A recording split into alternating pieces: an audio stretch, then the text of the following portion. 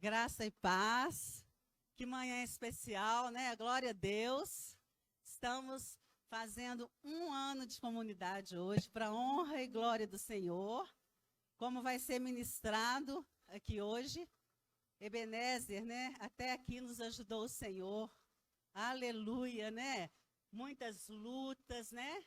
Muito aprendizado com as nossas lutas. Muito testemunho maravilhoso. Porque a gente tem luta, né? Mas quem tem luta tem vitória. Não existe vitória sem as lutas. Então, nós só temos que glorificar o nome do Senhor, porque o Senhor tem operado milagres nesta comunidade.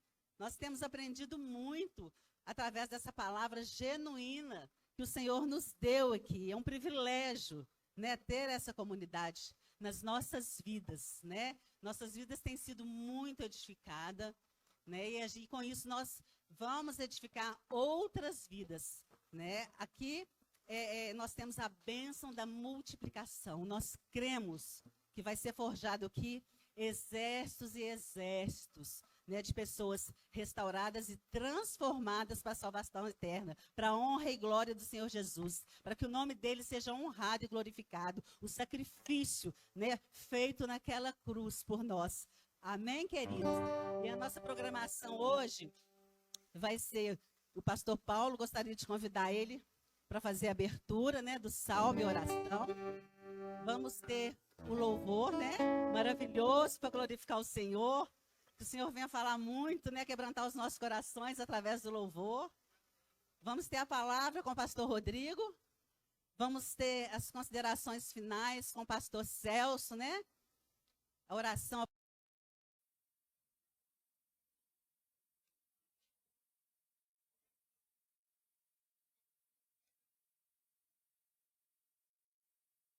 Estamos aqui num culto de gratidão ao nosso Deus. Amém? Põe na tela aí para mim, 1 Tessalonicenses, capítulo 5, verso 18. 1 Tessalonicenses 5, 18. O apóstolo Paulo fala para aquela igreja: em tudo dai graças, porque essa é a vontade de Deus em Cristo Jesus para convosco. É interessante que antes de ministrar a palavra, nós estamos aqui para agradecer a Deus. E essa igreja não era uma igreja qualquer, era uma igreja muito perseguida. Uma igreja que havia muitas viúvas por causa do nome de Jesus. E o apóstolo Paulo fala: em tudo dai graças. Cada cristão que morria ali, brotava 1000. Quanto mais matava, mais brotava. O que Jesus fez conosco foi nos dar a vida eterna. Ou seja, todo aquele que crê nele, mesmo que morra, viverá, e aquelas pessoas tinham uma certeza no seu coração, a quem eles tinham servido e serviam. Então Paulo falou: dá graças, porque essa pessoa não morreu, trocou de endereço. Amém? E quem crê nele não morre, troca de endereço. Mas nós estamos aqui não para celebrar a morte, mas a vida. E se fosse pelas pessoas que vão batizar, eu vou pedir que fique de pé quem vai batizar, fica de pé aí, para que a igreja possa ver o fruto do trabalho. Cadê as pessoas do batismo? Levanta aí, vamos lá, levanta, cadê quem mais? São 7 vidas. Você pode dar um glória a Deus?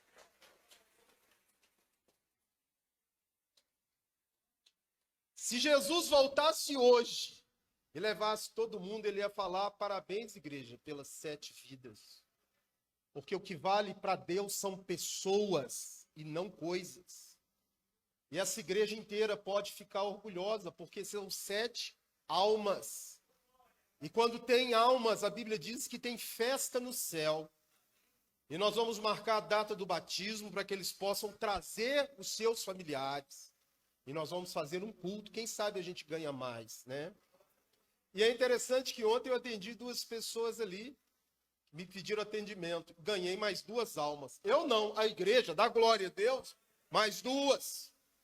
E é isso que é o alvo, o propósito, é cumprir a vontade daquele que nos arregimentou para o trabalho. Então eu quero parabenizar a todos aqui, primeiro a Jesus Cristo, o nosso Senhor, e a todos os irmãos, porque esse galardão não é do pastor Rodrigo, é da comunidade evangélica do Buritis.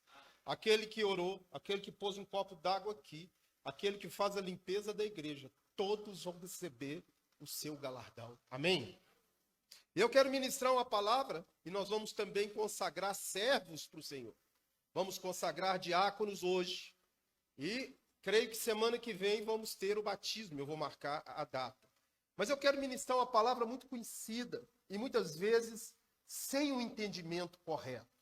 Essa palavra está em 1 Samuel capítulo 7. Você põe para mim aqui o verso 12. Porque essa passagem muitas pessoas conhecem, mas não conhecem o contexto dessa passagem. E o contexto dessa passagem tem a ver com a igreja aqui hoje. Aqui diz, tomou então Samuel, quem não sabe o que é Samuel, Samuel é um profeta, um grande profeta do Antigo Testamento, tomou uma pedra e a pôs entre Mispa e Sem, e lhe chamou Ebenezer, e disse, até aqui nos ajudou o Senhor. Interessante que a palavra Ebenezer no hebraico, a melhor tradução é, até aqui Deus nos socorreu. É socorro. Ele nos socorreu. Mas em que momento Samuel falou isso? Qual era o contexto histórico e espiritual daquela época? Porque eu creio que nós vivemos esse mesmo contexto. E Deus levantou essa igreja. E até aqui o Senhor tem nos abençoado. Amém? É interessante, primeira coisa, a palavra pedra. Por que se colocava uma pedra? O que tem a ver a pedra com o contexto? Colocou uma pedra. Por que pedra? A palavra pedra no hebraico é cabeça, é sustentar. Então, Deus me socorreu, Deus me sustentou, Ele é a minha rocha. Abre comigo o livro de Atos, capítulo 4, verso 11. É interessante que o apóstolo Pedro, e o nome Pedro, Petrus, é pedra pequena, ele diz também, que Jesus é a pedra rejeitada por vós, os construtores, a qual se tornou a pedra angular. Se você não sabe o que é a pedra angular, quando você vê um arco de pedra, aquela que está no centro aqui, se você tirar, desaba tudo, ela segura todo o arco, é ela que sustenta tudo, ele é a rocha, ele sustenta. Jesus é a rocha. Além de Jesus sustentar, ele ampara, ele cuida. Por isso ele é a rocha. Por isso ele é o cabeça. A palavra cabeça e rocha é a mesma. Quando a Bíblia diz que Deus é o cabeça de Cristo, Cristo é o cabeça do homem, e o homem é o cabeça, significa que Cristo sustenta tudo e todos. E o homem sustenta a sua casa. Sustenta, ampara, cuida e, se preciso for, dá a vida por ela, como Cristo deu a vida pela igreja. Interessante também o apóstolo Paulo falando de rocha. Abre aí 1 Coríntios capítulo 10. Fala sobre aquele povo no deserto. 1 Coríntios capítulo 10, verso 1. Ele diz, ora irmãos, não quero que ignoreis que nossos pais estiveram todos sobre a nuvem, e todos passaram pelo mar com respeito a Moisés. E ele continua, todos eles comeram, tendo sido todos batizados, assim na nuvem como no mar, com respeito a Moisés. Todos eles comeram de um só manjar espiritual, porque bebiam de uma pedra, de um cabeça, de uma rocha que os seguia. Fala, a rocha é Cristo. Amém? Eu quero dizer que essa rocha foi ferida lá na cruz. Quando aquele soldado enfiou a lança, saiu água e sangue. Isso tipifica o que? O Espírito, a água da vida que veio quando ele foi glorificado. E essa água, ela está disponível aqui para todo aquele que tem sede. Venha e beba de graça da água da vida.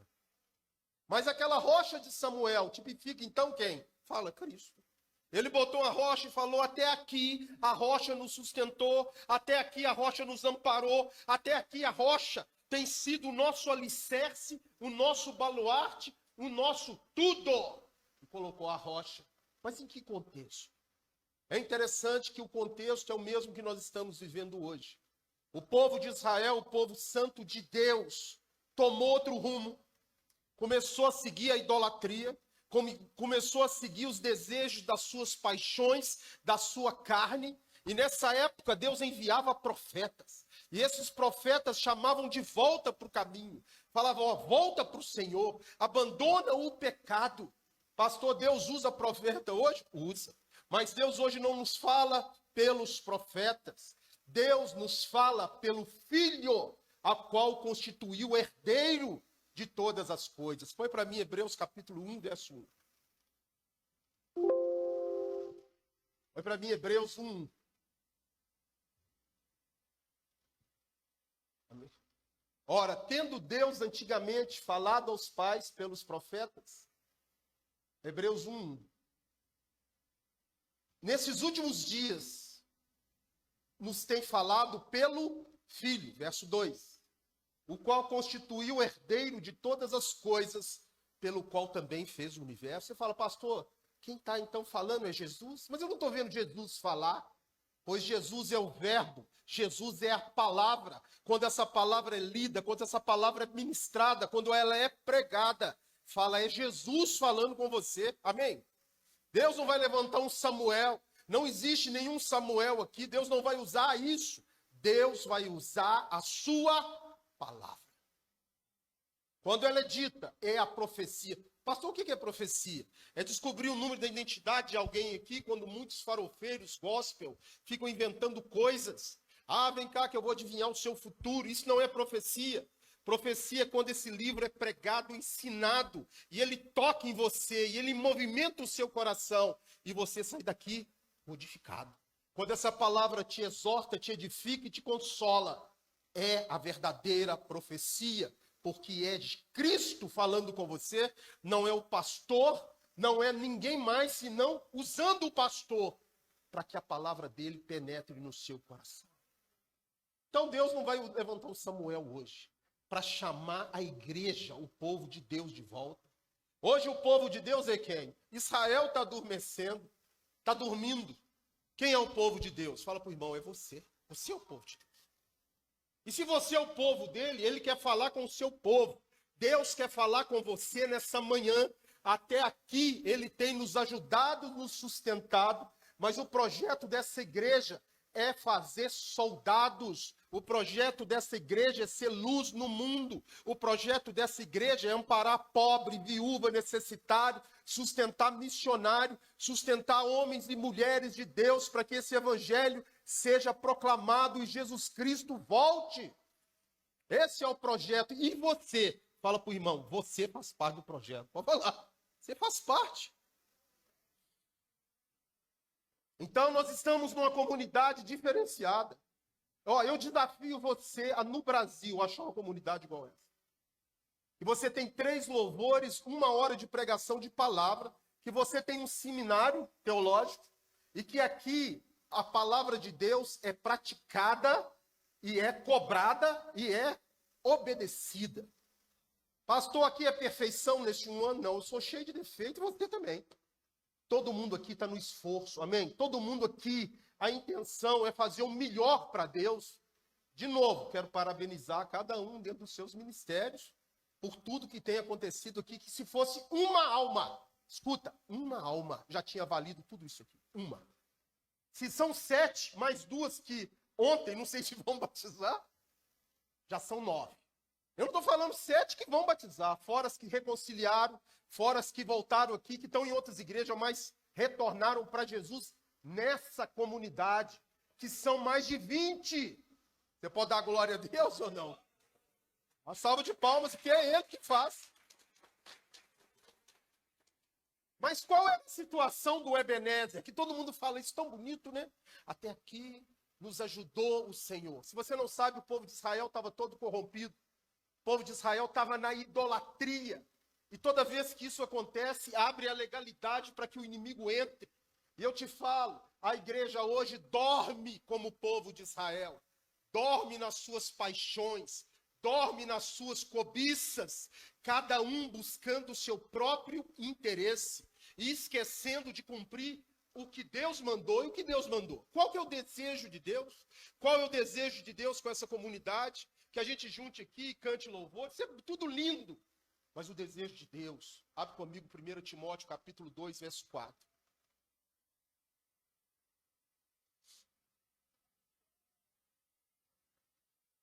O qual deseja que todos, fala para o irmão, todos, sejam o quê? E cheguem ao pleno conhecimento da verdade. E por que ele não desce, não faz isso? Porque ele é Deus. Ele deu o ministério para você. Fala para o irmão, para você. Amém? Ele te colocou como embaixador, como representante, como cristão, para pregar as boas novas, para arrancar pessoas das trevas para a luz, para implantar o reino de Deus na terra, dentro de você, na sua casa, na sua família. Então o povo de Israel perdeu o rumo. E hoje é o que a gente vê, misericórdia. Até pastor de calcinha você vê, misericórdia. Você vai falar em misericórdia ou não? Isso é um acúmulo da vergonha, do absurdo. Pessoa filmada, um pastor, só, sem comentar. Fora sala VIP, fora outras coisas, porque Deus não mandou fazer nada disso. O que Deus mandou foi pregar o evangelho a todas as etnias. Fala, etnias. Abre comigo Mateus 28. Pastor fazendo ponto na TV, filmado, fazendo ponto de homossexualismo. É o fim do mundo. 28, 19. Ele mandou fazer discípulo, ele não mandou fazer crente de todas as etnias, batizando em nome do Pai, do Filho e do Espírito Santo. Não mandou fazer crente, mandou fazer o quê? Esse é o projeto, salvar vidas, amparar, sustentar aqueles que não têm. A igreja foi feita para ser baluarte na terra do Deus vivo, o poder do Deus vivo. Então Israel naquela época estava completamente corrompido. Adorando balins, adorando outros deuses, esqueceu do Deus que tirou eles do jugo do faraó e deu a eles a terra prometida. E hoje muitos cristãos estão esquecendo do Deus que tirou eles lá da latrina, do vício da bebida, das drogas, que tirou ele, de um casamento falido, detonado, e levantou ele, e deu a ele nova vida, e deu a ele sustentáculo, e foi e é Ebenezer na vida desse cristão. Eles esqueceram. E a igreja fez igual Israel. A notícia boa é que Deus ama o seu povo. Amém? A outra notícia boa é que Deus não desiste. Glória a Deus. Agora tem uma parte que é de Deus e tem uma parte que é nossa. E nessa parte que é nossa, que essa ministração tem a ver com essa igreja. O que aconteceu então? Deus levantou Samuel e o povo gemia e chorava porque os inimigos estavam atormentando, roubando, destruindo, matando o povo de Deus. E hoje o inimigo está roubando, matando, destruindo a igreja de Deus. Porque muitos cristãos hoje, ontem eu fui comer um churrasquinho com a Ivana. Falei, tem um churrasquinho ali. A dona do lugar, vendendo cachaça, vendendo cerveja, eu fui lá comer um churrasco. Quando eu estou vendo lá, diz ela que é cristã, que fez seminário, carisma, está lá vendendo isso tudo. Um homem lá, falei, não vou. Falei, Deus tem um propósito, porque a Ivana pregou para ela, falou, vou te mandar um curso do seminário.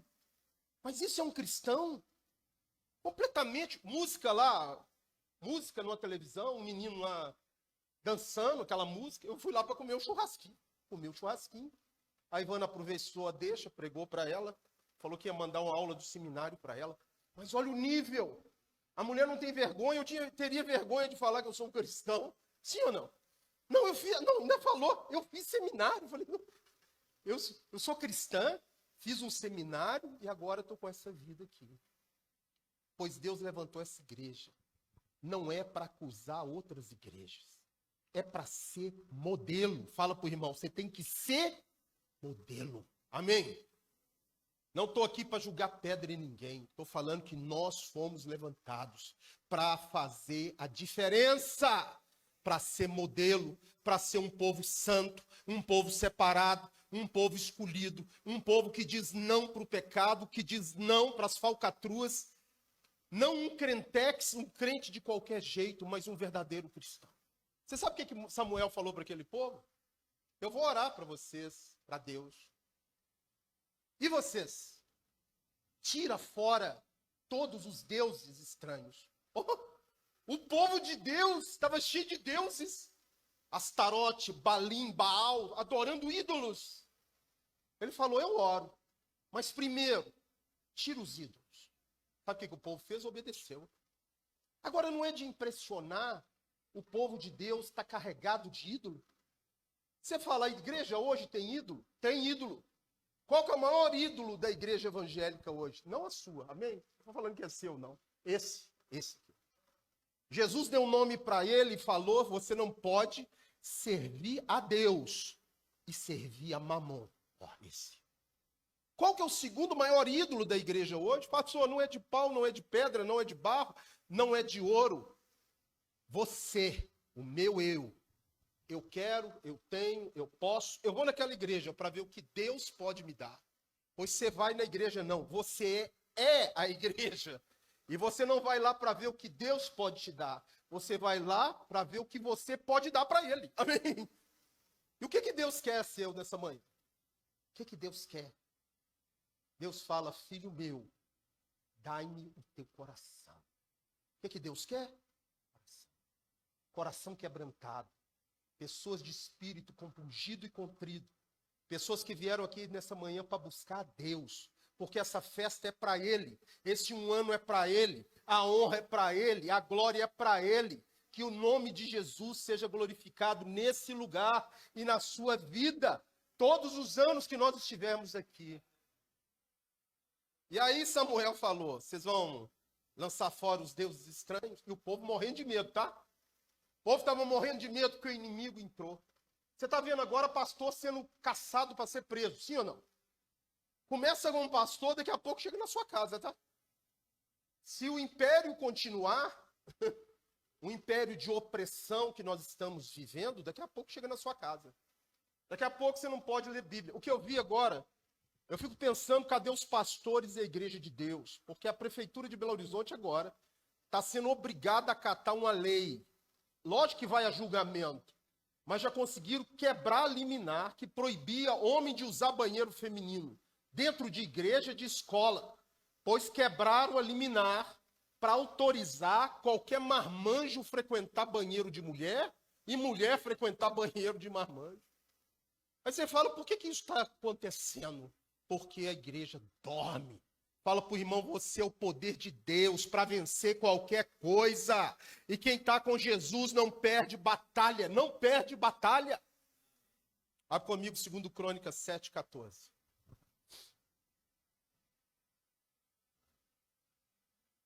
2 Crônicas 7,14. Se o meu povo, que se chama pelo meu nome, se humilhar, orar e me buscar, e se converter dos seus maus caminhos, então, se fizer isso aqui, ó, é que o povo de Israel está fazendo lá com Samuel, eu descerei do céu, ouvirei, perdoarei os seus pecados e sararei a sua terra. Se a terra está desse jeito, a Bíblia diz, a culpa primeiro, sabe de quem que é? Da igreja. Porque a igreja tem poder para frear qualquer coisa. Amém? Então o povo de Israel obedeceu. Falou, Samuel, o que nós temos que fazer? Tira os ídolos. Busca o Senhor de todo o seu coração e aí eu vou orar por vocês. E eles fizeram. E ele orou, levou a arca lá para Mispa. A arca da aliança que era ali, a presença de Deus no meio daquele povo. Pastor, cadê a arca da aliança? Tem igreja que carrega a arca da aliança. Você quer carregar a arca da aliança? Carrega o irmão aí. Amém? Põe ele nas costas. Ele é a habitação de Deus. Você é a arca da aliança de Deus. Deus está nesse lugar. Onde estiver 2 ou mais reunidos em nome dele, tem uma arca da aliança. Tem a presença do Espírito. Sabe o que eles fizeram? Trouxeram a arca da aliança. A presença de Deus. A igreja tem que voltar a trazer a presença de Deus para o meio dela. E o primeiro passo é ouvir aqui, ó. É o profeta? Não, é a palavra. arrepender dos seus pecados, abandonar o mau caminho. Porque quando você faz isso, a arca vem, ó, a presença de Deus. E aí a presença de Deus veio. Sabe o que aconteceu? O inimigo levantou, os filisteus levantaram, falaram, lá eles reunidos, ó, eles estão tudo junto lá. Vão aproveitar e vão matar todo mundo. De umas 5 manifestações de demônio que eu fui orar e manifestou na boca da pessoa. Isso é para você ouvir e orar mais. Sabe qual que é o recado? Que o bicho é ousado, o capiroto é... Primeiro, eu te detesto. Para mim, graças a Deus que ele me detesta, né? Já pensou se ele falasse, eu te amo, misericórdia. Eu te detesto, vou te matar e vou fechar aquela igreja. Olha os 3 recados. Eu te detesto, eu vou te matar e vou fechar aquela igreja. Pois ele não vai me matar e ninguém fecha a igreja do Deus vivo. Você pode dar um glória a Deus? Mas o recado vem. O recado vem. Sabe por que eu fico com isso? Alegre. Porque esse lugar está incomodando muito as trevas. Mas é muito. Então, meu irmão, parabéns para você que tem perseverado em ficar numa igreja da palavra. Porque não são muitos que aguentam a palavra. Infelizmente, muitos querem viver na prática do pecado e não vão aguentar a sã doutrina. Mas se você está nessa comunidade, pensa, eu quero servir o Senhor nesse lugar, porque Deus te plantou aqui. Quero fazer o melhor para o Deus que eu creio, porque Ele me plantou aqui. E aí o povo chegou para Samuel, Samuel trouxe a arca, e o inimigo arrepiou, levantou. Quantas lutas foram travadas para abrir esse lugar, para que esse lugar permanecesse? Muitas batalhas. Mas em todas nós fomos mais que vencedores, porque até aqui o Senhor tem nos abençoado. Mas aí Samuel falou, tirou os ídolos, então eu vou orar. E o povo tremendo de medo com a arca do Senhor no meio deles. Eu quero dizer que nessa manhã você não tem que temer nada, amém? Se a arca do Senhor, a presença dele está dentro de você, está nessa igreja, na sua casa, você não precisa temer nada. Mas eles temeram. Aí Samuel falou, eu vou orar. Quando ele ora, os filisteus vindo para cima, Deus começa a mandar trovão, começa a deixar eles, os filisteus, com medo. Os filisteus ficaram apavorados. Os filisteus entraram em pânico e foram destruídos e mortos por Deus, pelo poder de Deus. Aí ele pegou aquela rocha, colocou, olha o contexto. Ouve, povo, até aqui o Senhor tem nos abençoado. Continua o versículo aí. 1 Samuel 7,13. 1 Samuel 7,13. Assim os filisteus foram o quê? Nunca mais vieram ao território de Israel. Nunca mais. Porquanto foi a mão do Senhor contra eles todos os dias do profeta Samuel. Eu te falo, enquanto essa igreja aqui tiver com a palavra, com Jesus, obedecendo, praticando, esforçando, o Senhor vai estar aqui todos os dias. Todos os dias, olha lá, ó, todos os dias. Pode levantar filisteu, inferno, capeta, gigante, vai cair. Porque maior é o Deus que você serve do que esse que está no mundo. Outro dia me trouxeram uma pessoa para orar. Falaram, toda vez que ora nessa pessoa, manifesta um demônio e ele quebra tudo. Você ora por essa dona? Eu falei, oro. Acho que olhou para mim assim. Você vai orar por essa pessoa? Isso aí já acontece, ela quebra tudo. Eu falei, pode trazer. Pode trazer. Aí trouxe a dona. Aí conversei e tal. E ela se preocupada, olhando para mim assim, até meio apreensiva, quando eu fosse orar. Falei, ó, aqui não vai quebrar nada, porque maior é o que está comigo do que qualquer um desses. Segundo, vai submeter aquilo que eu mandar em nome de Jesus. Vai ter que sair com como diz, o rabo entre as pernas e não voltar mais. Pode manifestar o inferno, o capeta, quem quiser. Maior é aquele que eu sirvo. E aí conversei, na hora de orar, todo mundo apreensivo. Aí ele veio quieto. Eu falei, você não vai abrir a boca, você não vai dar show aqui, você vai embora em nome de Jesus. E ó, isso não é poder de Deus, de homem nenhum, isso é o poder de Deus. Amém? Esse poder está disponível para você. Não tem demônio, não tem inferno que é maior do que o Deus que nós servimos. Então você não precisa temer isso, não. A coisa que você tem que temer é não entrar igual o povo de Israel, voltar para o mundo, voltar a beber, voltar ao nada a ver o que tem, voltar a ser uma igreja morna, fria, que Jesus falou, ó, morna, eu vou vomitar. E hoje a igreja é morna, hora está louvando, hora está no mundo, hora morna. Tem que ter o cuidado para não ser vomitado. Então, parabéns para Jesus por tudo que ele tem feito. Continua colocando aí. 14. 1 Samuel 7,14. Tudo aquilo que os filisteus haviam tomado foi restituído. Foi devolvido. Porque Deus, ele põe um anzol no nariz do capeta e fala, vai lá e devolve a paz, devolve a alegria, devolve a restauração do casamento, devolve a cura, porque eu estou te mandando. Amém? Não tem duas forças no universo. Pastor, é o capeta e Deus. A força é Deus. A força é o Senhor. A força é a rocha. A força é Ebenezer. Até aqui tem nos ajudado. Interessante que Samuel falou até aqui. Mas Deus foi com ele todos os dias. Não foi só até ali, não. Deus continuou com aquele povo. E eu creio que Deus vai continuar nesse projeto, que muitas vidas serão salvas, muitas pessoas vão retornar para o caminho do Senhor, e que essa igreja vai ser um diferencial para que outras igrejas voltem para a palavra, voltem para o caminho, voltem para a adoração ao único e verdadeiro Deus. Amém? Vamos orar então, porque Ebenezer, até aqui e todos os dias, o Senhor vai continuar nos abençoando. Samuel falou, até aqui.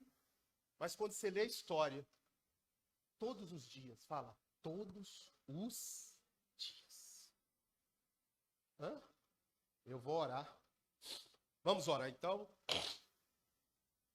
Vamos orar? Colocar de pé. Pastor, eu estou precisando de Ebenezer na minha vida. Quero que o Senhor me abençoe até aqui, não. Todos os dias. Não é isso que está falando ali? Falou até aqui, mas Deus continuou. Você está vendo que Deus, ele sempre está pronto a abençoar. O que tem que fazer? Você quer mudar Deus? Deus não vai mudar, não. Quem é que tem que mudar? Você tem que mudar. Então, ó, não tenha outros deuses. Fala, qual outro Deus? O filho pode ser Deus. Marido pode ser Deus. Mulher pode ser Deus. Carro pode ser Deus. Um monte de coisa pode ser Deus na sua vida. Como é que eu sei que eu tenho outros deuses, hein? Tudo aquilo que você colocar acima de Deus é um outro Deus. Vou te dar um exemplo simples. Eu levanto de manhã, saio correndo para trabalhar, nem oro, nem busco o Senhor. Então você tem outro Deus. Seu trabalho é o seu Deus. Porque se for Deus, você vai dar a primícia do seu dia para Ele. Amém? A sua cabeça está focada no reino dEle. Eu não sei como você entrou aqui nessa manhã, mas eu sei como você pode sair. Você pode sair, não é só até aqui o Senhor tem te abençoado, não. Ele está contigo todos os dias da sua vida. Ebenezer. Quem sabe você precisa fazer uma entrega para Jesus. Ou quem sabe você tem que fazer um retorno para Jesus. Tem gente que precisa falar, Deus, entra na minha vida. Aquelas duas mulheres, ontem, católicas do Papo Roxo, falaram, eu quero Jesus na minha vida. Olha só. Eu quero. Eu quero. Falei, você não está vindo para o meio evangélico, você não está vindo. Você está vindo para Jesus. Amém? Quem vai guiar você é Ele, não sou eu não, é Ele que vai te guiar onde você vai. Vem do jeito que você está. Ah, não sou macumbeiro. Vem do jeito que você está, Ele te quer. Amém? Agora, a obra, quem vai fazer na sua vida, é o Espírito Santo de Deus. Mas se eu não falar, vem, entra na minha vida, ele não vai invadir o seu coração sem ser convidado.